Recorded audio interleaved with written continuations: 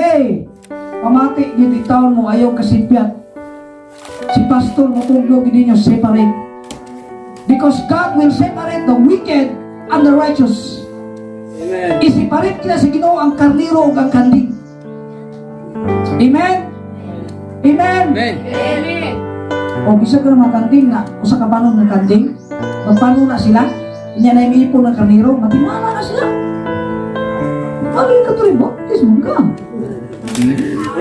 Na naman, lahi kang panit. Sakta na to.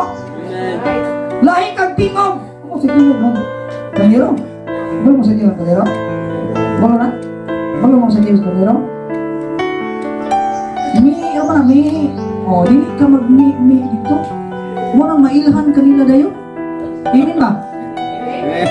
Ang mga karniro kung maipon sa kanding, tamayon. Right. Ayaw pagdahog na palagahon mo. Pagdahog. Tinita ka, gusto mo lang kayo. Hindi mo palagahon na nila. Bali manikon. Kita kung maipon ta nila, tamayon ta. Pero kung sila maipon sa mga karniro, palagahon sila dali. Oh, amen. Uy, kandingon sila. Sumpah dali. Ano naman, makarniro man, katapo.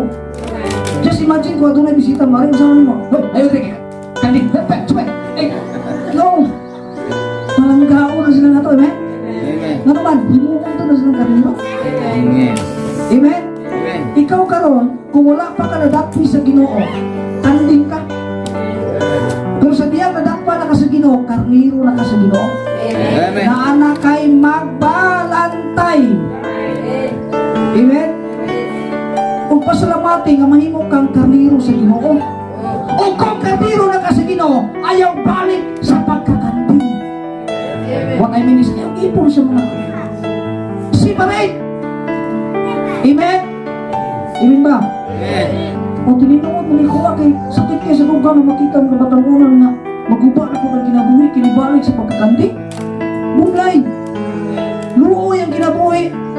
Luoy ang tao na ang kinabuhi, nga makita nino batanon pa, naguba na ang kinabuhi. Nga naman, kaya wala tuduhi sa pagkamatarong. Luoy kayo kinabuhi ah. Wala ka mong ituluan na sa Ginoo pagkamatarong ay magbiya sa kinabuhi pagkakaniro. Usmo na ko sa kulitang panahon, ato ning gibasa ron, kamo mismo nakabasa mo. In Matthew chapter 5, verse 31, lainon sa Ginoo ang kanding o ang karniro. Kamo mismo nakabasa mo na.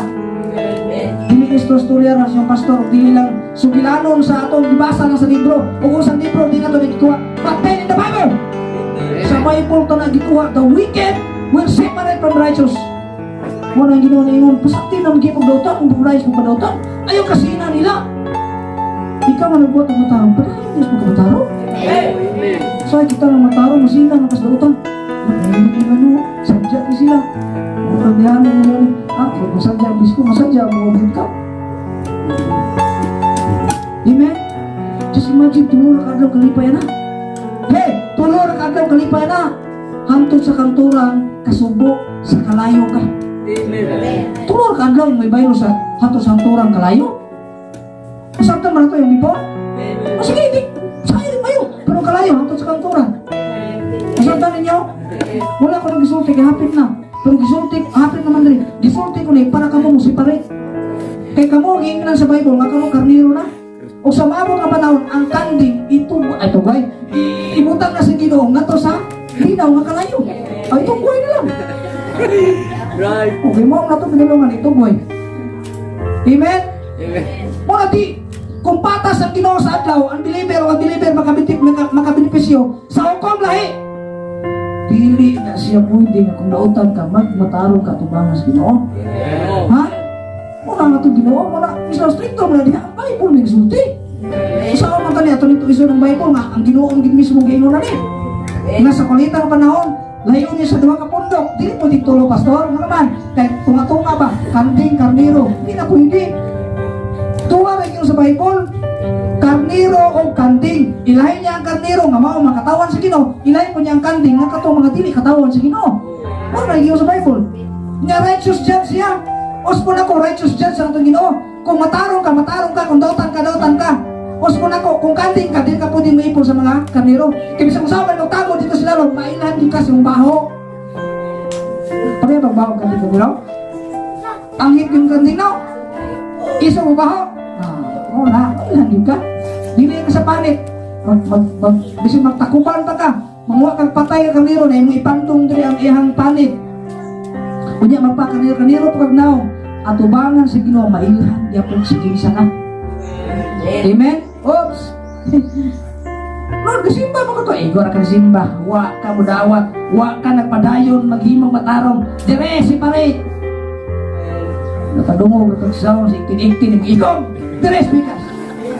Wa ka. Ang Ginoo stricto ginoo na to. Strict ito, stricto to Ginoo. Pag nito rin nga ako gusto, pariya naman ta Ginoo, no? Kung di mo ta pariya Ginoo. Sa Ginoo rin mo gyapon ni Ginoo. Kung Ginoo rin gyapon, no? Sa pariya tayo, Ginoo rin mo. Kuma ba? Nya kay Ginoo na mo, masukong na may mo magdautan. Nya Ginoo, masukong dili. Sa dili man, kung di ka pariya Ginoo, eh. Kabalo pa yung Ginoo. Kung mayo na yung may niya, pariya naman ta gilagara Ginoo. No, dili na pariya Ginoo. Kaya ang Ginoo na mo, masuko siya kung magbuhat may dautan. Masuko siya kung mag-apusarmi sa mong kaugalingon. 1 Peter chapter 1 verse 15-16. Magpakabalaan kayo kang inyong Diyos balaan. Amen. 1 Corinthians 6:14. Your body is the temple of living God. Ang kini atong lawas, templo ni Ginoo. Kung gupon ta ni atong lawas, pinaagi sa bisyo, masuko at agiyani. Kung hindi ta pa niya Ginoo, eh. Kung ang Ginoo ninyo musugot ra nga gubon ninyo kagalingon, mamatay mo sayo kay nagubay ninyo kagalingon. Ang Ginoo dili musugot ana. Ang gusto sa mga Ginoo palanggaon nimo kagalingon kay templo ni niya. Amen. Suko na to Ginoo eh. Meron gusto pariya to Ginoo. Pariya ko ta tingo ha. Lain ta. Kaya mong Ginoo stricto mong Ginoo. So dili ba ang inyong pagtudlo stricto diyan no? Sa Bible, giingon ang Bible stricto gyud. Ano mo ba di? Kami masunod ni Pastor Ray, ano naman? Mawala, maguda mong kalipay, stricto, magkay mo diha. Hindi magkay stricto, no? Amen. Stricto ba ito dire? Di ako kukugikan sa una, iwa ko kumalo. Amen? Giusir na ko. Nung giusir na ka, inom. Sapa? Pero sa diyan nakaila ko sa Ginoo, akong Ginoo may tubo na ko kung sa'yo maayo.